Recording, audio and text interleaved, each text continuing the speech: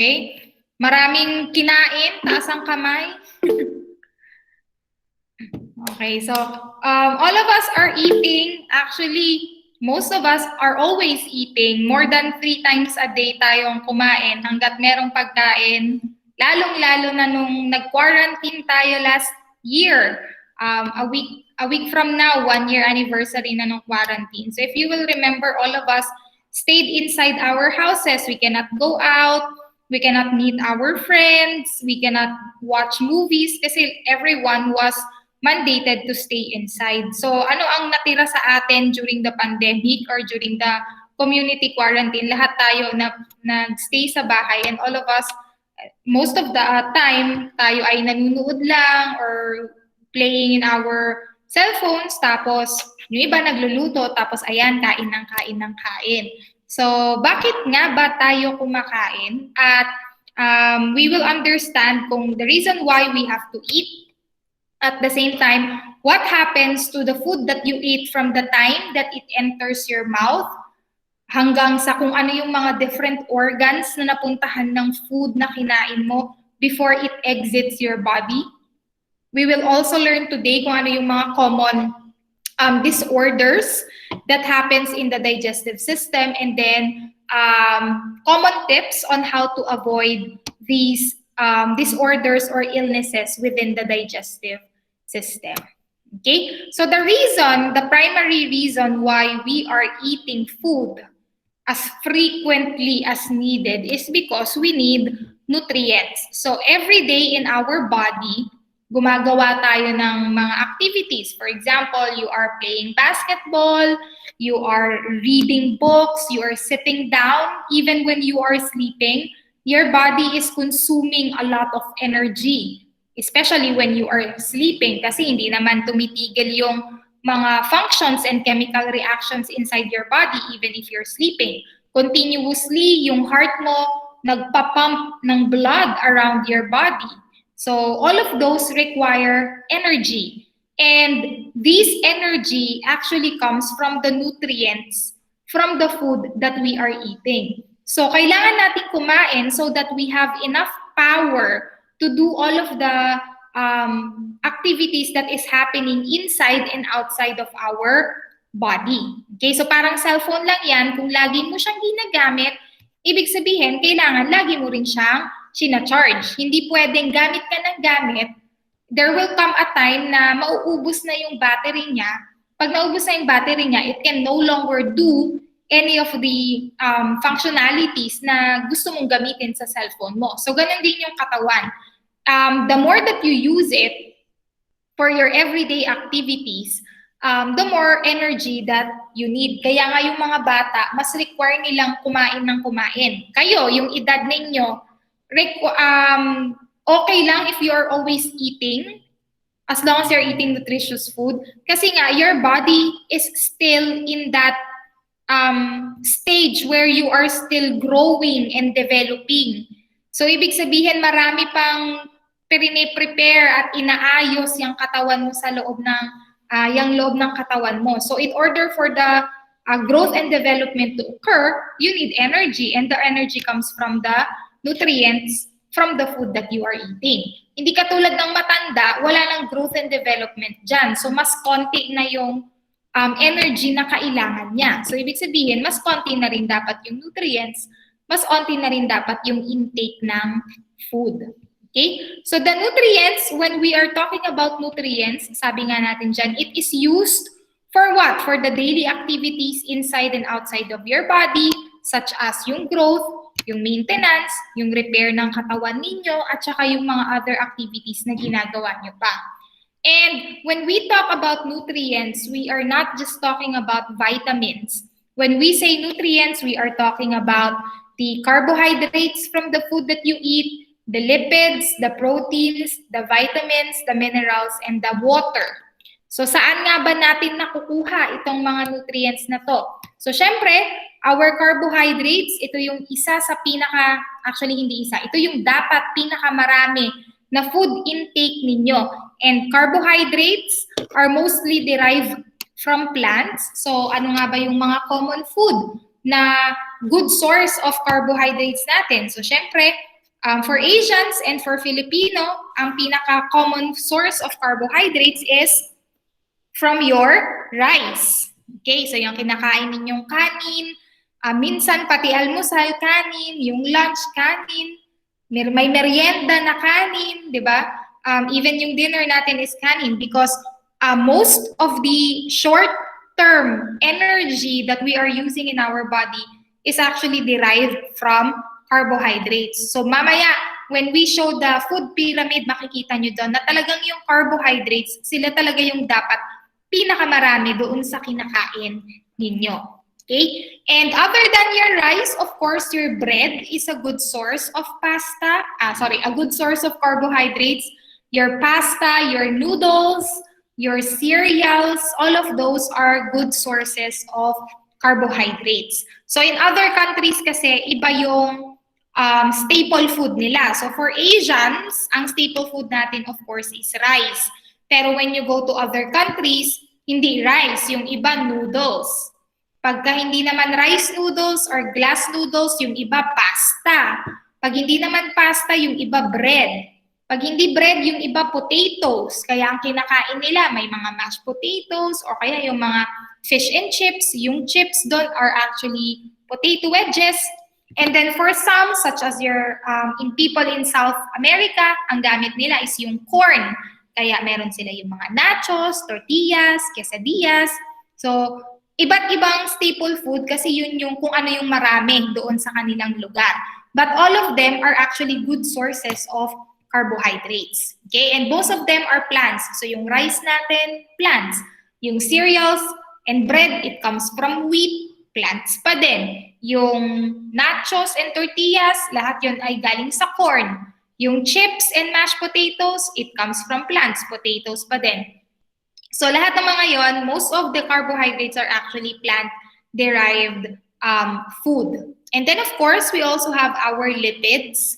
Lipids, when we talk about this, so syempre papasok dyan yung ating mga healthy oils, such as yung coming from nuts, coming from some seeds, and of course, our vegetable oils. Yung iba dyan, coming from fish, animal products, such as yung omega-3. That is a very good oil. It's good for the heart. So, pag kumakain tayo ng fish, naturally, yung kinakain nating fish produces omega-3 in our body. And then, when we eat eggs, syempre yung yolk niya is a good source of cholesterol.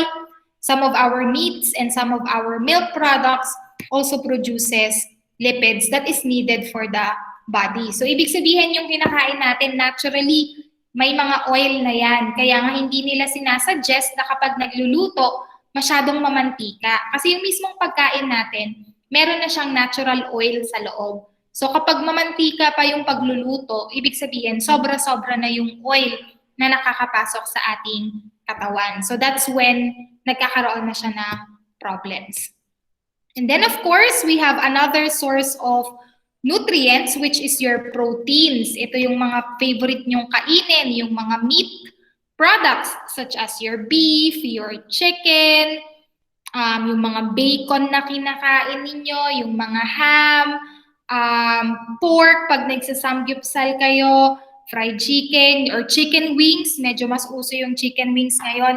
All of those are sources of proteins. Pero syempre, other than your meats, kasama sa good sources of protein yung ating mga beans and legumes such as yung soya bean na ginagamit for creating or producing tokwa. Tokwa kasi is very high in protein content pero hindi siya ganun ka-expensive katulad ng beef. So meron tayong mga alternative sources of proteins na hindi ganun ka-expensive katulad ng other meat products. And syempre, in other countries, meron silang other sources of meat. Kung sa atin, ang very common ay yung pork, beef, at saka chicken. Syempre, in other cultures, in other countries, yung lamb, kinakain din nila. Yung rabbit, di ba? Yung venison coming from deer, kinakain nila yon. So, syempre, wag tayong mag-expect ng ganun dito sa Pilipinas kasi hindi naman common yung mga deer sa atin. So, hindi ganon ka-popular yung venison as a source of protein. Pero in other countries, syempre marami yon. The same when it comes to rabbits. Sa Pilipinas, pag sinabi mong rabbits, ang idea ng tao, syempre pets. Kasi hindi naman common yung rabbits sa atin. Pero in other cultures, source of food talaga siya kasi talagang madaling ma-hunt or very common sa kanila na when you go to the wilderness, maraming sources of rabbits. So common source of food nila yon. And then yung lamb, meron ditong lamb in the Philippines pero more expensive siya compared sa beef kasi nga hindi siya common na nandito sa atin. So syempre pagka hindi masyadong marami yung sources, mahal pagka binili mo siya. So ang common sa atin is yung pork, yung beef, at saka yung chicken. Pero hindi lang yun yung sources ng protein. Depende sa kung ano yung available within the given geographic location.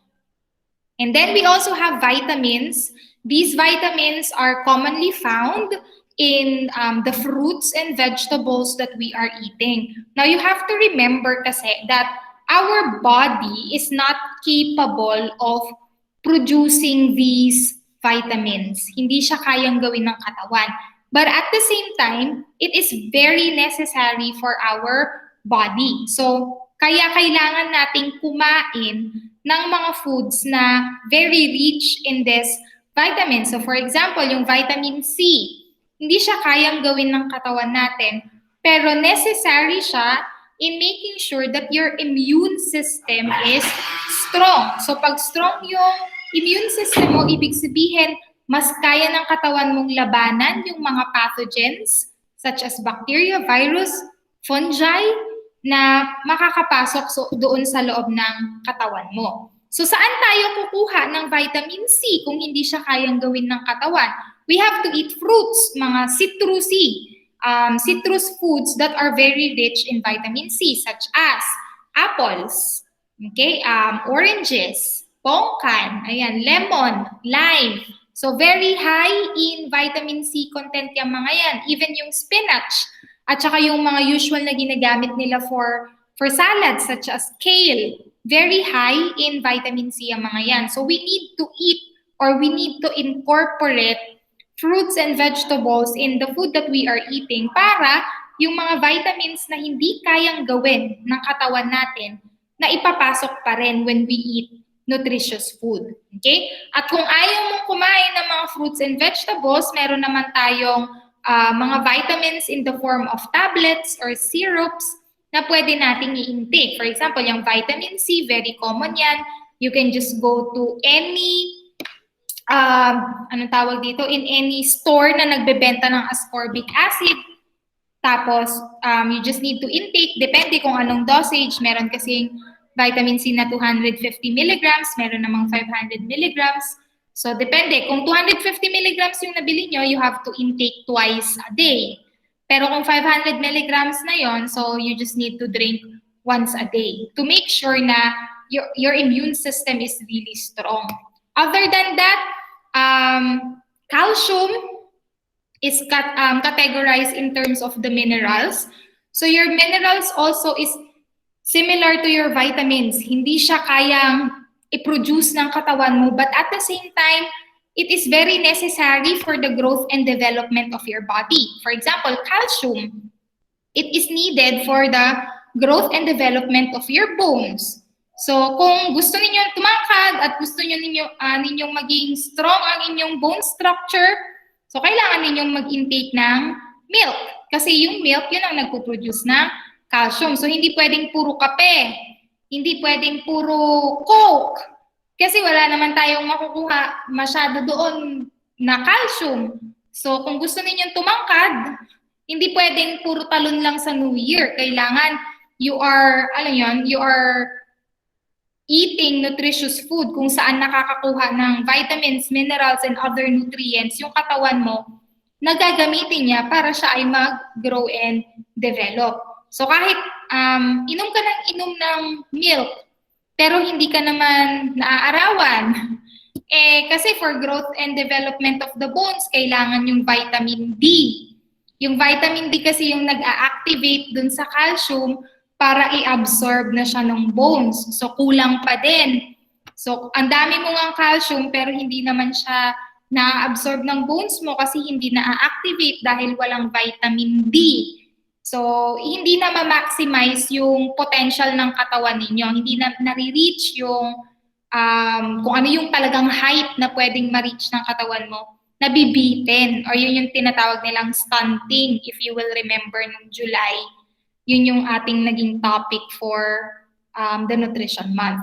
So all of these nutrients, these carbohydrates, these lipids, these proteins, the vitamins and the minerals, all of those are necessary. Kailangan everyday meron kang intake ng carbohydrates, may intake ka ng proteins, may intake ka ng lipids, vitamins, and minerals para yung katawan mo, nakaka-work siya 100%, nade-develop niya 100% yung kailangan niyang i-develop dyan sa katawan mo. Pero kung ang lagi mo namang kinakain ay pansit canton at saka Coke, na hindi naman na-provide yung nutrients na kailangan ng katawan mo everyday, then medyo mahihirapan yung katawan mo na i-develop yung sarili mo at its maximum potential. So hindi ka niya mapatangkad, hindi niya magawang glassy and shiny yung skin mo, medyo brittle at madaling maputol yung buhok mo. And anong tawag dito, medyo madali kang kapitan ng sakit kasi hindi nasa-satisfy yung pangangailangan ng katawan nyo. You are eating, yes, hindi ka nagugutom, pero yung individual cells at yung individual parts ng katawan mo, gutom na gutom sa nutrients. So dahil gutom sila, hindi na nila ma-achieve yung talagang kailangan nilang maximum growth potential ng isang tao. Okay? So very important na you are eating nutritious food para yung katawan mo can do all of the things that you want it to do. Okay, so this is our food pyramid, and the food pyramid is actually a very important guide for us sa kung ano yung dapat nating kainin.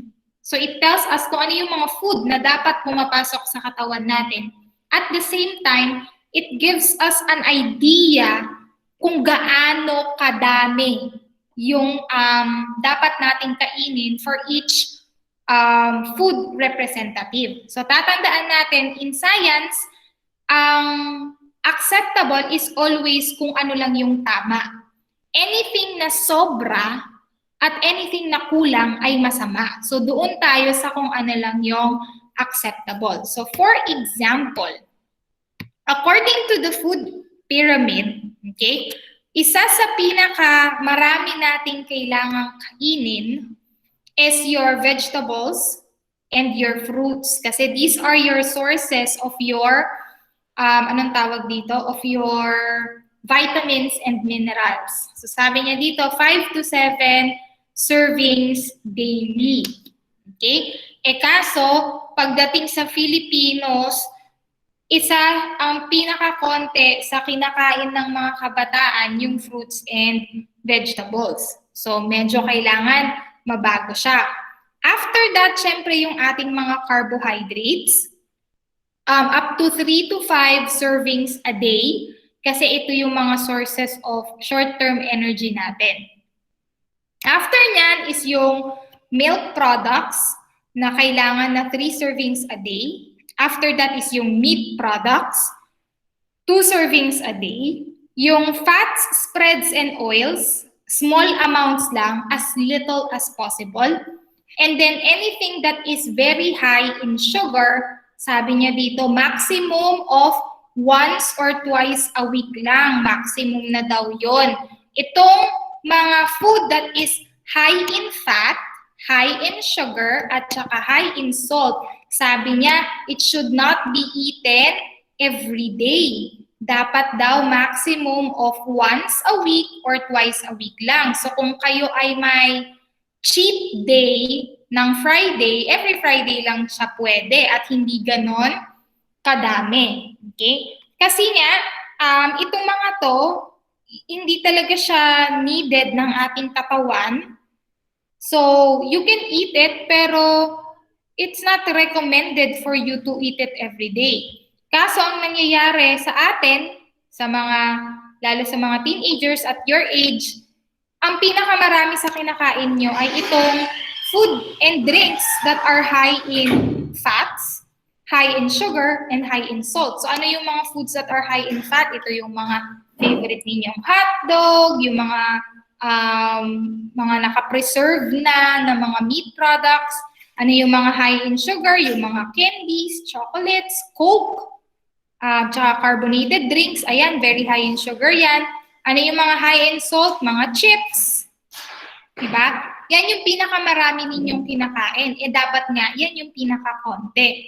Tapos yung required na pinakamadami dapat, yun naman yung pinakakonting kinakain ninyo. So, nagiging inverted or pabaliktad yung pyramid ng food intake ninyo. So, hindi siya okay. Kasi yung mga kailangan ng katawan, hindi nasa-satisfy dahil yung dami, yung enough servings for the day ay hindi rin nasa-satisfy when you are eating. So, as you get older, dapat as early as now,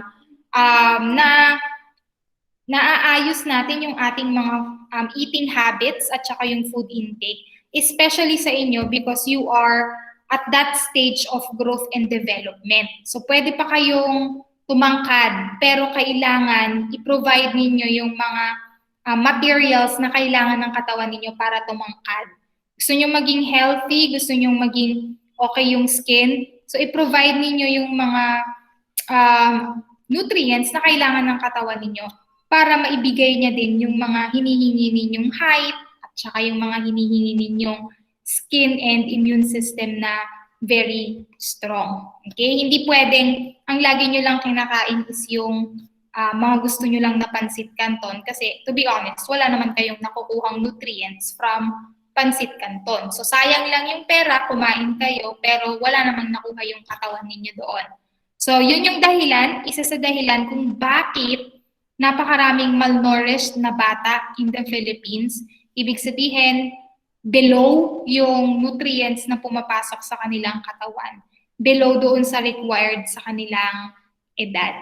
Okay? So, ayan yung ibig sabihin ng food pyramid. Later on, we will go back to this. So, let's continue. So, yun yung dahilan kung bakit tayo kumakain. And that is one of the purpose of the digestive system. To, as much as possible, get all of the nutrients from the food that we are eating. Kasi kailangan tong nutrients na to provide energy for all of the chemical processes and for all of the activities that is happening inside and outside of your body. So, na-establish na natin siya na important yung digestive system. So, now let's try to follow yung naging travel ng food na kinain ninyo from the time that it enters your mouth to the time that it exits your body. So the digestive system is actually divided into 4 processes. The first one is yung ingestion, which means, coming from the word ingest, ibig sabihin, ito yung pagpasok ng food from the outside environment going to your body. So ano ang important na organ in your body that is talagang nagtatrabaho dito sa ingestion, din syempre it is the mouth. Kasi lahat naman ng food natin, it goes inside our body through the mouth. Okay? And syempre, kasama dyan sa ingestion na yan is yung mga sensory organs which stimulates appetite in our body. So, may mga sensory organs tayo that influences us to eat more. So, mas nagugutom tayo pag nakikita nating maganda yung itsura ng pagkain or nakakatakam yung itsura ng pagkain, di ba? Kaya nga sa mga restaurants, bakit nga ba very important yung plating, yung pagkakaayos ng pagkain? Kasi pag nakita mong maganda yung arrangement niya, mas ginaganahan ka or mas natatakam kang kumain. So, kasama sa ingestion yan. At the same time, your nose, your sense of smell, kasama yan. Pag naamoy mo ang isang bagay or isang pagkain at naamoy mong mabango yung pagkakaluto, minsan nga naggigisa pa lang ng bawang, amoy na amoy mo na yung bango. So mas ginaganahan kang kumain. Or yung iba pag nakakita ng lemon, automatic yun, nangangasim na. Kasi your sense of sight stimulates your sense of appetite then. It sends signals to your brain na, uy, mukhang masarap to, magugutom ka, kailangan mo nang kainin tong pagkain na to. So that is ingestion. It stimulates our appetite to ingest and to take in food.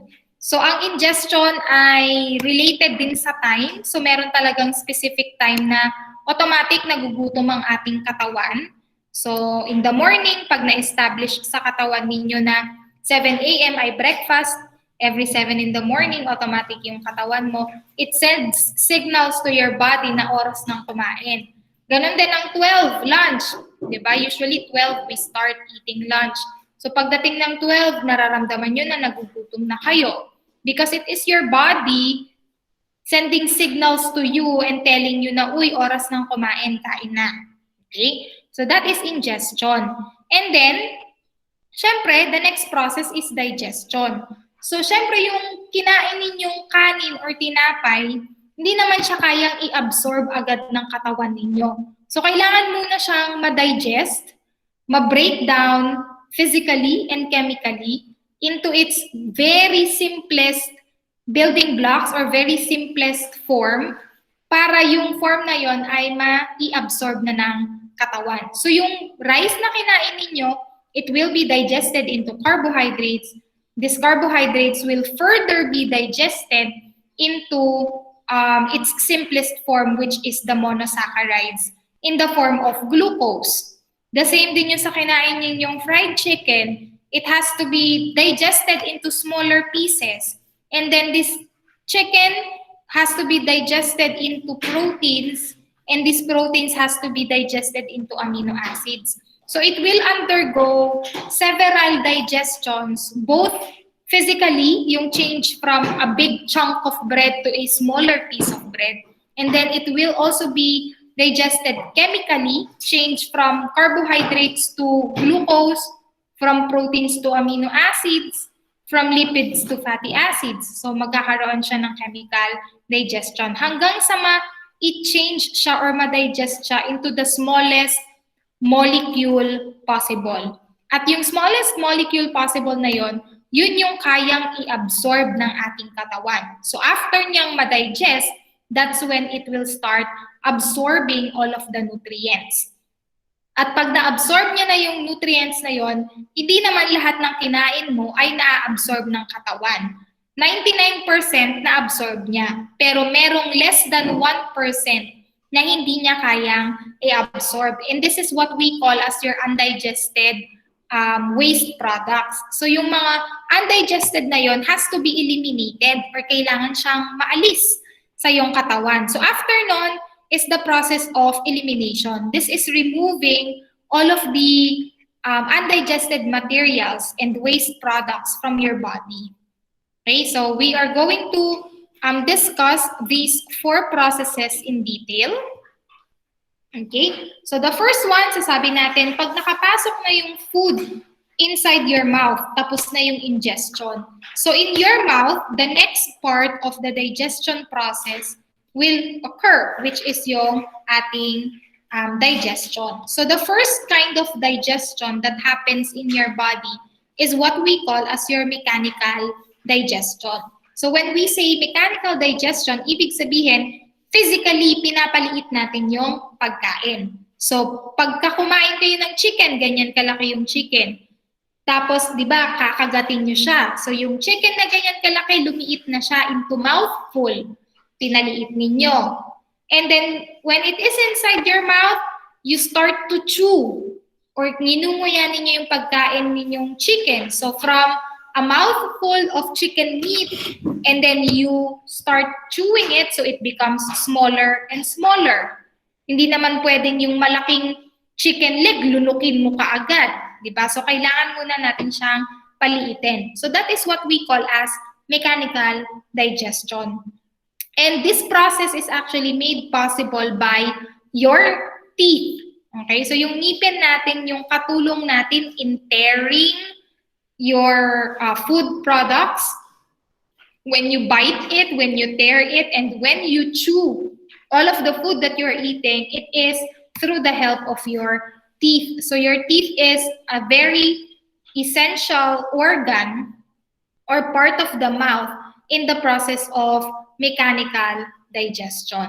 At the same time, inside your mouth, meron din tayong tinatawag na chemical digestion na nangyayari. So when we say chemical digestion, it means that we are already changing yung molecular structure nung kinain nating pagkain. So for example, yung fried chicken, from proteins, kailangan maging amino acid siya. So yung kinain yung rice, from carbohydrates, kailangan maging monosaccharide siya. So nagsisimula itong digestive, chemical digestion na to in your mouth also. Because in your mouth, syempre, ano ba yung napuproduce ng mouth ninyo na dinadagdag dyan sa kinakain mo? Number one is, your mouth produces saliva. Lalo na pag may naamoy kayo na maasim or may nakita kayong appetizing, naglalaway kayo. So pag nag-release na ng laway ang bunganga ninyo, ibig sabihin, ready na siya for chemical digestion. Kasi that saliva contains enzymes. Specifically, in your mouth, the saliva contains what we call as your amylase. And this amylase is very important because it starts the digestion of carbohydrates in your mouth. So yung mga tinapay, usually, we taste it as a little bit sweet in our mouth kasi nga, as early as in the mouth, the enzymes there, specifically this amylase, starts digesting the bread into simple sugars in the form of glucose. Okay, so in the mouth, ang nangyayari dyan ay ingestion. At the same time, simultaneously, nangyayari din yung digestion in our mouth. What kind of digestion? The mechanical digestion or the physical breaking of the food that you eat into smaller parts. And then of course, nagkakaroon din ng tinatawag nating chemical digestion in your mouth made possible by the enzymes that are found in your saliva. Okay? So ayan, na-mix na yung food na kinain ninyo with your saliva, and the mixture of the chewed food or yung nanguyang pagkain, pag isinama na natin yun doon sa enzyme or doon sa saliva that contains the amylase, then that is what we call as your bolus. Okay?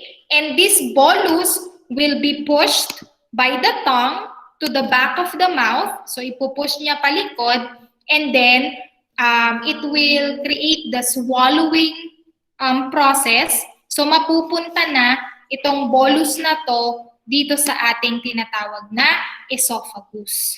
Okay? And the esophagus, ayan na siya. So, sorry, yan na yung bolus niya.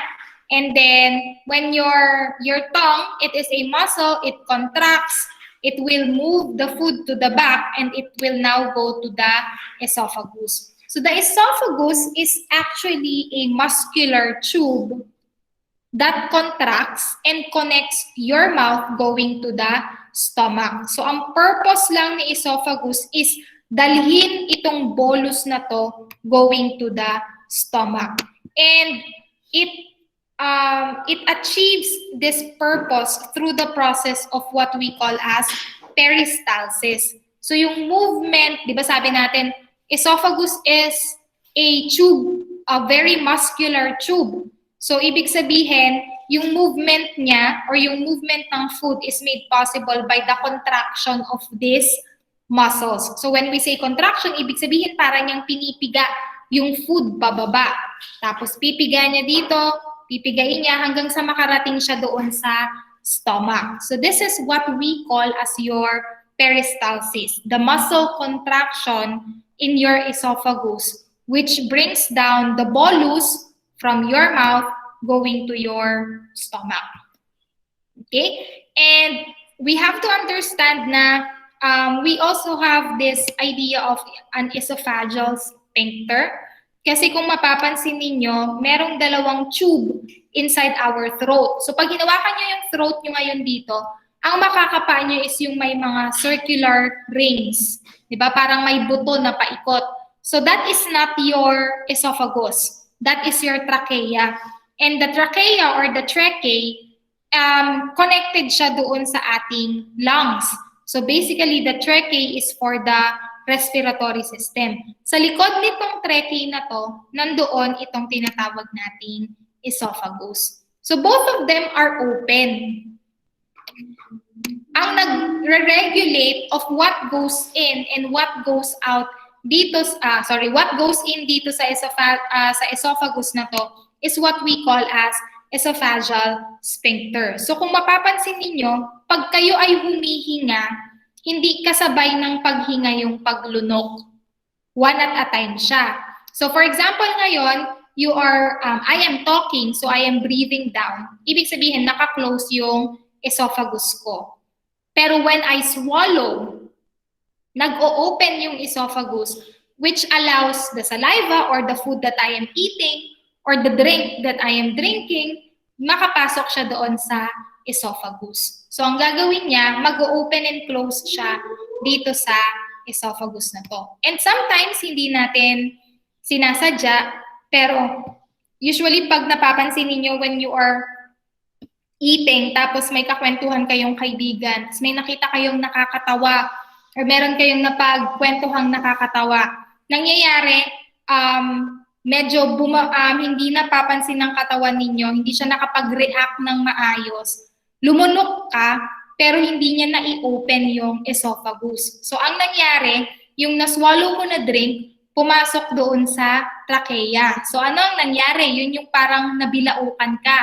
Parang hindi ka makahinga, tapos, parang nilalabas ng trachea mo yung drinks na nainom mo accidentally. So yun yung minsan lumalabas sa bunganga, lumalabas sa ilong, yung pag nabubulunan, okay? So nangyayari yon kasi hindi pwedeng merong makapasok na food or drink in your lungs. So ang gagawin ng katawan mo, automatic yun, mag-create siya ng response para ilabas mo yung food or ilabas mo yung drink na accidentally nakapasok doon sa trachea. So nangyayari po yun, hindi palagi, pero it happens sometimes. So usually yun pag kumakain kayo, tas bigla kayong natawa, na nakasara pa yung esophagus pero napalunok kayo bigla.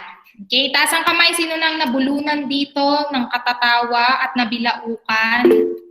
Okay, medyo mabilis ang mga mga ano natin dito, di ba? It happens naman, I think all of us, nangyari naman na sa atin yan. Okay lang yon, it's our natural body's response to remove yung food and drinks doon sa trachea. Kasi pag nakapasok siya sa lungs, very dangerous yon. So kailangan nilalabas yon. So minsan parang hindi na kayo makahinga kasi ayaw magpasok ng katawan nyo ng air hanggat hindi nalalabas yung food and drink doon sa trachea. So the earlier or the faster na mailabas nyo yung food and drink, the faster na makakahinga na ulit kayo ng maluwag. Kasi pag huminga kayo, ibig sabihin, pumasok yung air. So ibig sabihin, mapupush downward yung food or yung drink going to the lungs. So yun yung prevent niya. Kaya minsan pag nabilaukan kayo, nahihirapan kayong huminga. Okay? So now, the food reaches your stomach. So ano naman ang nangyayari sa stomach?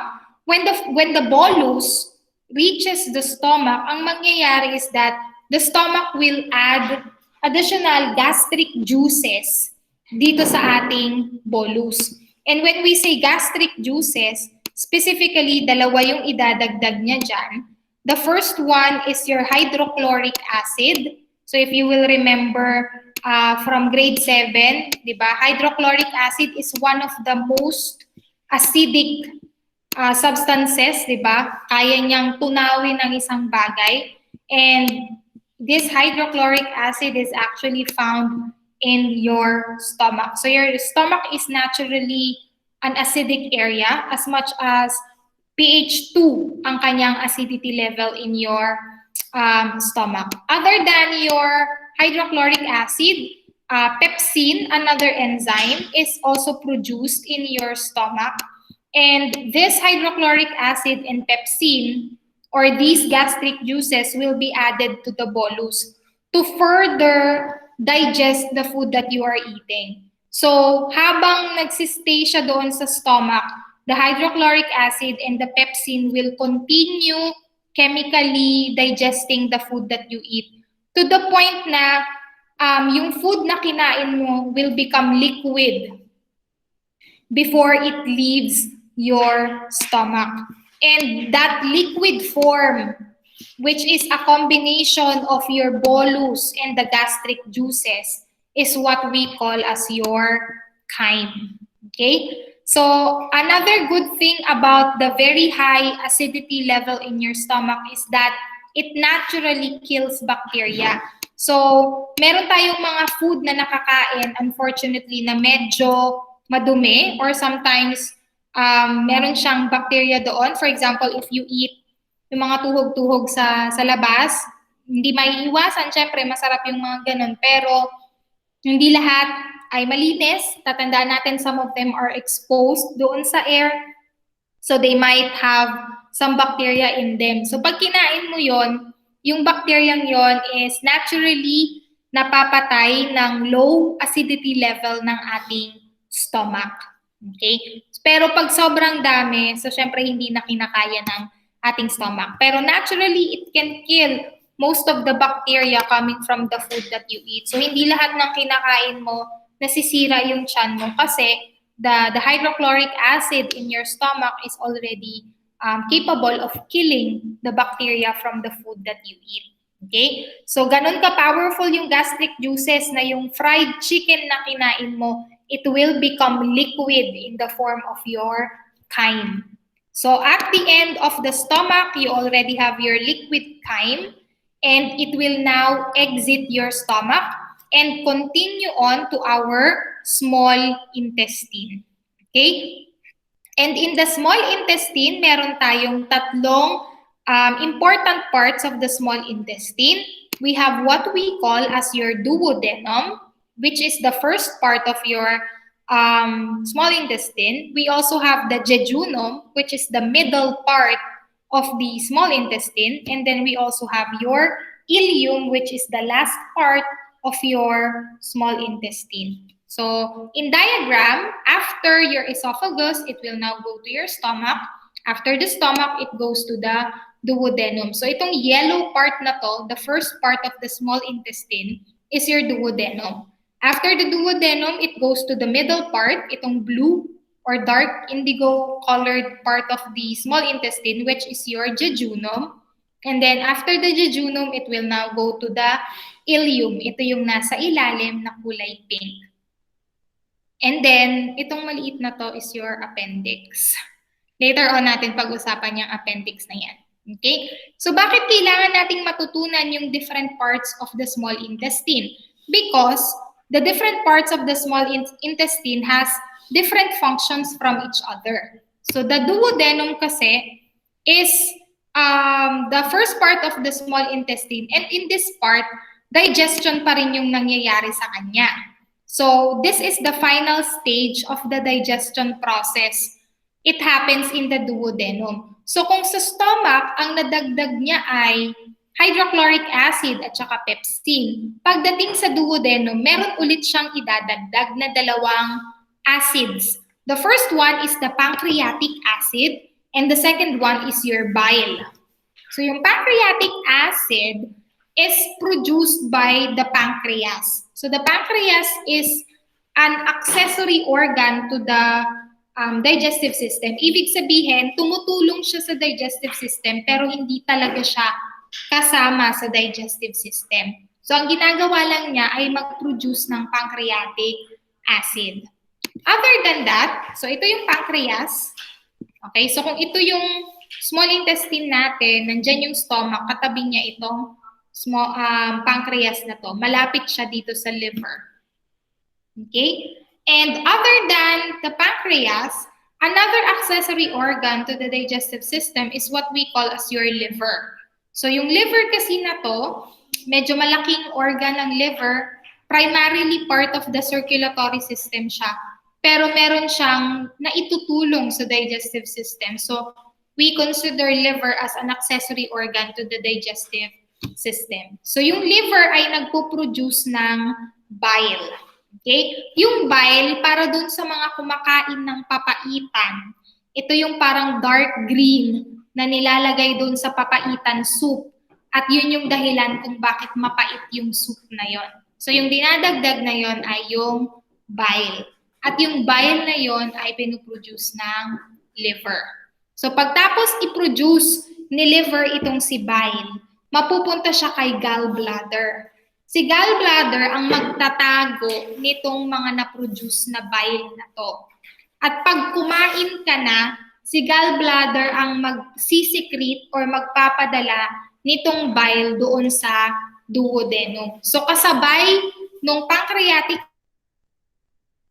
sila ay napupunta doon sa duodenum.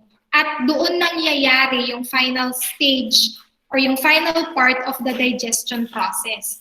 Si bile, ang ida-digest niya is yung mga lipids, yung mga fatty acids from the food that you eat. Tapos itong si pancreatic acid, final digestion niya yung carbohydrates at saka yung proteins na kinain mo. Okay? So naidagdag na siya doon sa duodenum. So finally, na digest na yung mga kinain mong pagkain. They are already in their simplest molecular form. So what happens to them? They now go to your jejunum. Okay? And in the jejunum, syempre na-digest na siya, pwede na siyang i-absorb ng katawan mo. So the process of absorption starts from the small intestine. Specifically doon sa jejunum na part ng small intestine. Kasi doon nakakonect yung ating blood capillaries. So makikita nyo dyan, nandyan yung arteries, nandyan yung vein. So kukunin nila dyan sa jejunum na yan, lahat ng nutrients, around 75% of the nutrients is actually absorbed in the small intestine. So pag na-absorb na yon, matatransfer na siya doon sa mga arteries. At itong mga arteries na to ang nagdi-deliver ng nutrients na yon doon sa individual cells in the different parts of your body. Okay, so as much as 75% of the nutrients are absorbed in the small intestine. So yung hindi na-absorb na 25% will now continue to the large intestine. So itong large intestine na to, it is connected sa small intestine. It will start to go up. So this is what we call as the ascending colon. It will now travel from left to right. So this is our traversing colon. And then it will start to go down, which is what we call as your descending colon. So ano ang function ng large intestine? Absorption pa rin. Tatandaan natin, in the small intestine, 75% lang yung na-absorb. So meron pang remaining na 25% na pwede pang i-absorb. So yung remaining 25% na yon, mostly water and minerals are actually absorbed in the large intestine. At kayang i-absorb ng large intestine natin up to 25% dun sa naiwang, up to 24% nung sa naiwang 25% dun sa kinain natin. So, napaka-effective ng ating digestive system na as much as 99% of the nutrients coming from the food that we are eating is absorbed by the body. At yung remaining 1%, yun lang yung kailangan niyang ilabas or i-eliminate. Okay? So this is your appendix. Nakadikit siya. Usually found siya in between the small intestine and in the large intestine. Napakaliit lang yan kasi liit lang siya ng thumb ninyo. Okay? So yan yung appendix natin. Pero during infections, lumalaki siya. So later on, we'll talk about appendicitis. Okay? So anong nangyari dun sa remaining 1%? It will now be stored in your rectum. So the rectum stores all of the undigested material at iipunin niya yon until it reaches a certain level na hindi na siya kayang i-store ng rectum. At that time, the rectum will now send a signal to the brain na kailangan mo nang pumunta sa banyo at magbawas ng laman ng rectum mo. So now, the remaining 1% undigested material will now exit through the anus. Okay? So yung anus po is the opening, hindi siya yung puwet, kasi yung puwet is the muscle surrounding the anus. So the anus is the opening. And this is where the elimination of undigested material, specifically in the form of feces, will now exit our body. Okay? So from the mouth, going to the esophagus, from the esophagus, going to your stomach, from the stomach to your small intestine, from the small intestine to your large intestine, going to the rectum, exiting through the anus. So yun yung ating gastrointestinal tract at yan yung dinadaanan ng food that we eat as it enters our body and it exits through our body.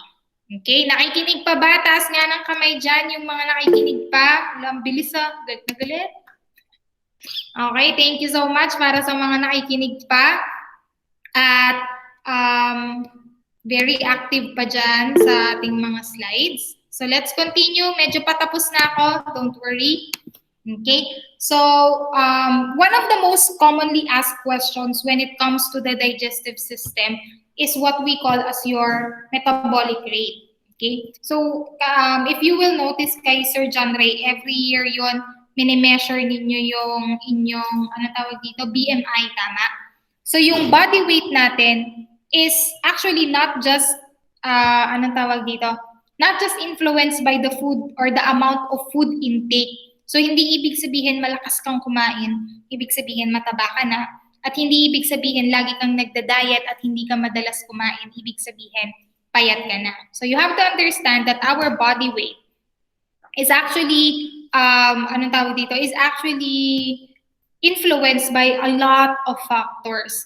And one of that is your age. So, syempre, may mga certain age groups na kailangan malakas kumain. Okay, so for example, yung mga bata at saka kayo, nasa growing stage pa kayo, nasa development stage pa kayo, very natural lang na malakas ang food intake ninyo. Kasi mataas pa yung tinatawag nating metabolic rate sa inyo. So yung metabolic rate, it means ito yung ginagamit na or amount na ginagamit na energy ng inyong katawan. So since marami pa siyang growing and developing na nangyayari, mataas yung requirement niya for energy. Ibig sabihin, marami yung requirement niya sa food intake ninyo. Okay? Pag matatanda na, syempre, tapos na yung growing and developing stage sa kanila. So, hindi na ganon kalaki yung energy requirement nila. Hindi na rin ganon kataas yung metabolic rate nila. So, ibig sabihin, as you get older, dapat pakonti na ng pakonti yung kinakain or yung food intake. Kasi hindi na ganun kalaki yung energy requirement na kailangan ng katawan ninyo. So pagdating ninyo ng mga age 40s, 50s, or 60s, very common yan ang sasabihin ng mga doctor, kailangan ng magbawas ng pagkain. Kasi, anong tawag dito, hindi na, sobra-sobra na yung food intake natin, hindi naman na ganun kataas yung energy requirement. So during this time, kayo ay matataas ang energy requirement kasi matataas yung inyong mga metabolic rate. So okay lang if you eat more, mas mataas yung inyong food intake. Pero syempre, hindi pwedeng puro kain lang, di ba? Tas sobra-sobra, tas hindi naman nutritious. So pag sinabi natin kumain ng madami, ibig sabihin, you eat nutritious food and you eat yung sakto doon sa food pyramid, kung ilan yung servings na sinabi doon sa food pyramid. Hindi pwedeng sobrang dami tapos ang dahilan mo kasi growing and developing pa ako. Okay? And another thing that influences your body weight is what we call as your hormones. So tatandaan natin na this metabolic rate is actually influenced by hormones. So may hormones tayo na tinatawag na thyroxine. And this thyroxine hormone, pag mataas yung thyroxine production, ibig sabihin mataas yung metabolic rate ng isang tao. So at this stage, yung katawan ninyo produces a lot of thyroxine para mataas yung metabolic rate ninyo, para mas makakuha siya ng maraming energy for growth and development. So ito yung mga nangyayari dun sa mga nagsasabing kain ng kain pero hindi tumataba. So hindi sila tumataba kasi mataas yung production ng thyroxine sa kanila, so mataas yung kanilang metabolic rate. So ito yung case ng hyperthyroidism. Okay? So it is already a hormonal imbalance.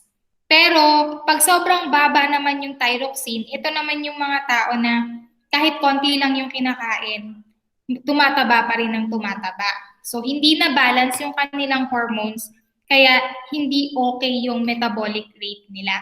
At this time, if you think ganun yung nangyayari, you just have to consult a doctor and they are going to check kung normal yung thyroxine level ninyo, if it is low or if it is very high. Pag sinabi nilang normal yung thyroxine level, ibig sabihin okay lang yung metabolic rate ninyo.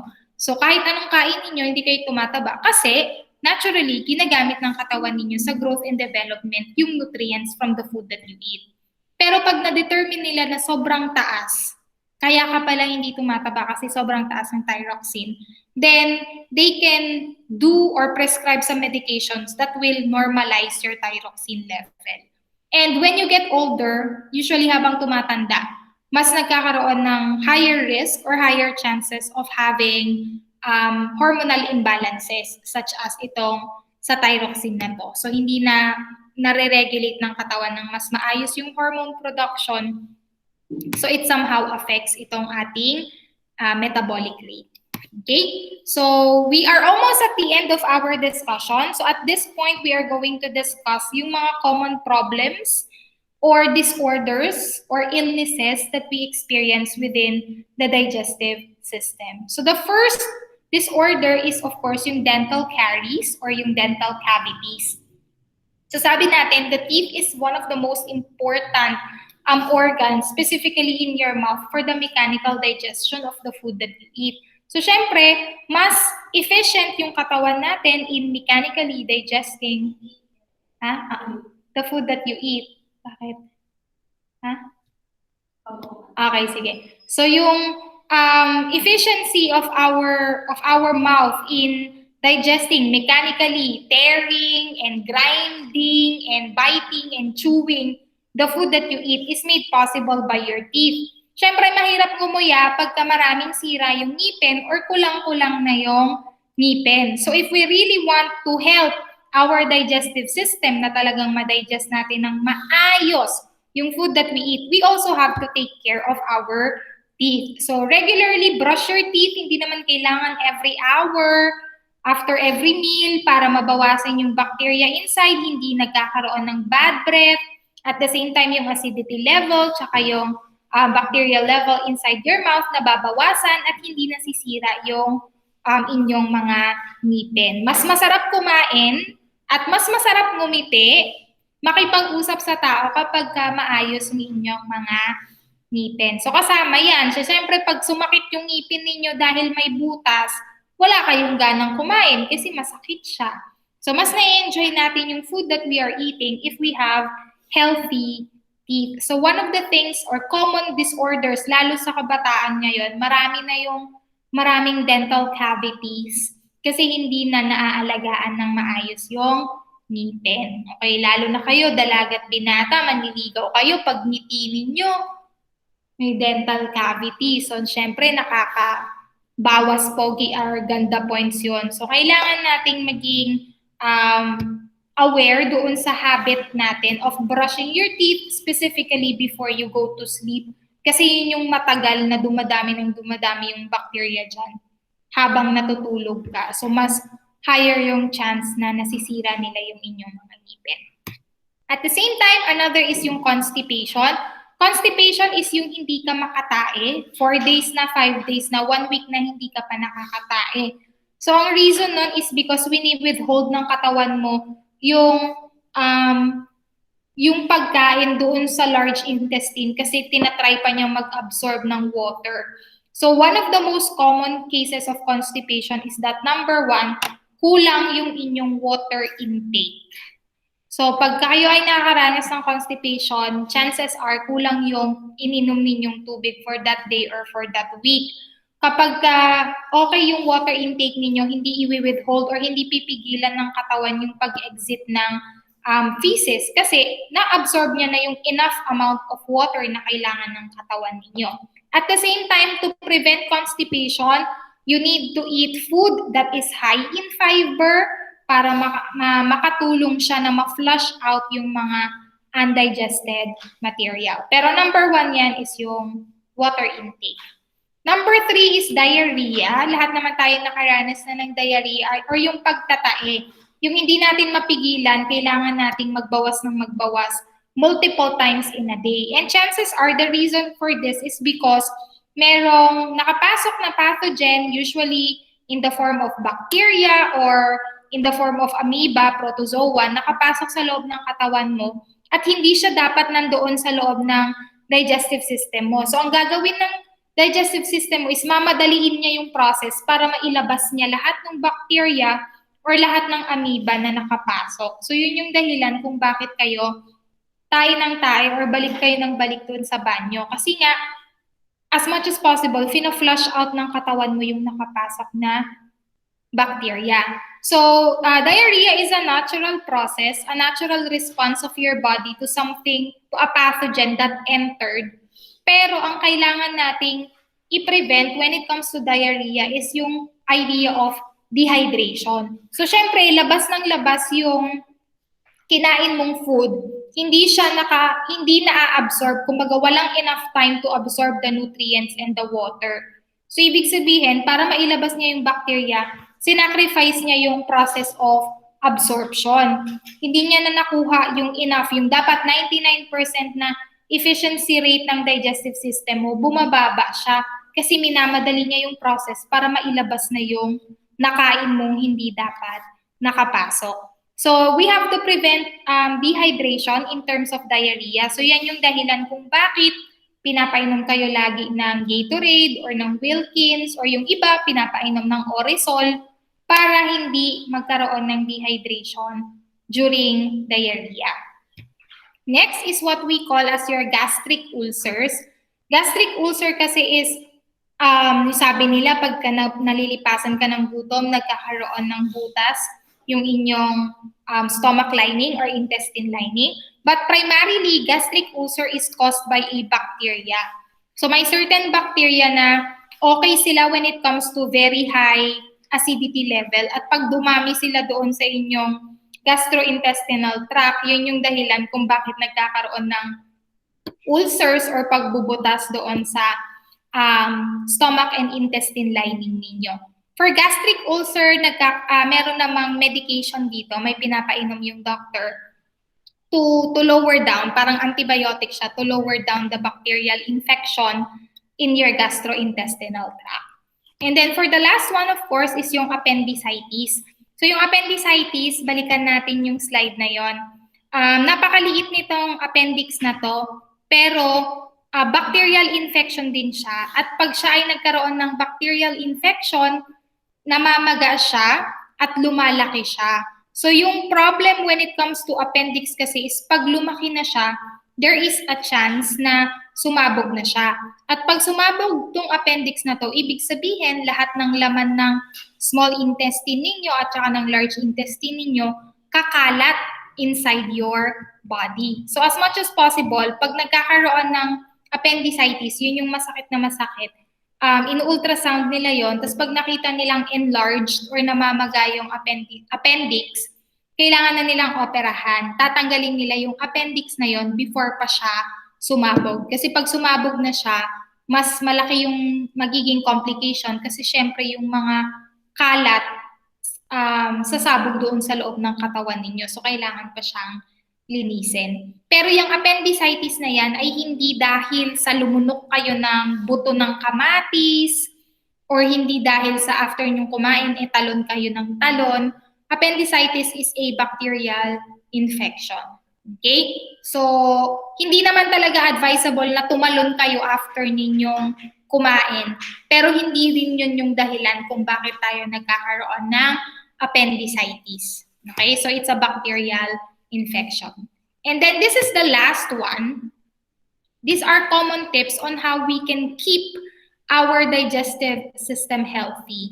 And the number one is always to eat slowly and to chew your food.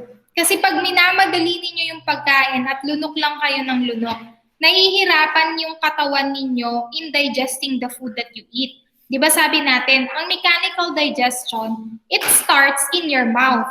Dahil hindi siya nangyari sa mouth, ibig sabihin, yung mechanical digestion na gagawin ng stomach ninyo nadodoble. So, mas tumatagal yung digestive process dahil minadali mo yung pagkain. So, mas nahihirapan yung katawan ninyong i-digest at i-absorb yung nutrients kasi hindi mo ginuya ng maayos yung inyong pagkain. So, nung grade 7 kayo, very common yan. Nakikita ko, 5 minutes tapos nang mag-lunch. Tapos makikita mo nandoon na sa basketball court. Naglalaro na ng basketball. Minadali na yung pagkain. So, nahihirapan yung katawan ninyo. So, eat slowly and chew your food. 30 minutes, enough na yan to really enjoy the food, savor yung lasa ng pagkain ng kinain nyo, at manguyanin nyo ng maayos yung pagkain ninyo. And then, ang suggestion nila, especially for those who are trying to maintain their weight or ayaw tumaba, eat frequently, madalas, pero in small quantities. So, every 2 hours, every 1 hour kain ka, pero pa konti-konti lang. Mas okay daw yon, mas healthy siya sa ating digestive system rather than kumain ka lang ng 3 beses, pero dun sa 3 beses na yon, sobrang dami naman yung kinain mo. Kumbaga isang bagsakan na bigla din yung tiyan. So mas okay siya na madalas every hour, every 2 hours, pero pa konti-konti.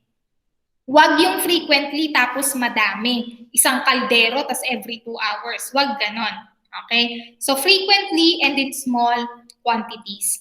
And then of course, okay yung mga intake of probiotics. So when we say probiotics, these are food na merong good bacteria inside, which helps in the digestion process, such as yung Yakult, some yogurt drinks and yogurt. So good yan na kumakain tayo kasi they help our body in the digestion of the food that we are eating. And then of course, drink water to avoid constipation. Ayan, drink enough water.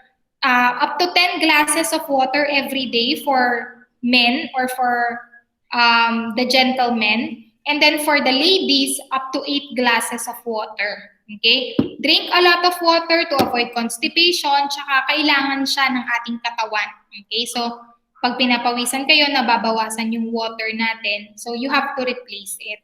And then, of course, eat nutritious food. So, na pinakita dun sa ating food pyramid, kailangan ninyo ng nutritious food.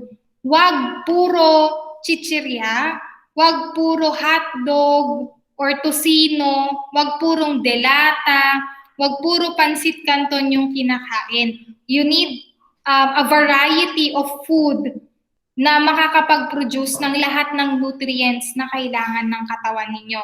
Otherwise, hindi nga kayo gutom, pero yung katawan ninyo gutom at hindi niya kayang mag-grow at mag-develop at its maximum potential kung yung katawan ninyo mismo ay gutom. And then the last one, of course, is to eat on time. Ayan. So may certain hour kasi when it comes to eating. So pag sinabing breakfast, up to 6, parang 5 a.m. until around 8 a.m., considered as breakfast yon. Pero pagka 10 a.m. na kayo kumain ng breakfast, considered as late na yon. So hindi na rin siya healthy sa katawan ninyo. For lunch, as early as 11 until 1 p.m., acceptable yung lunch. Pero yung nag-lunch kayo ng alas 3 ng hapon, hindi naman na din siya acceptable. Okay? So always eat on time and try to practice itong mga ating mga suggestions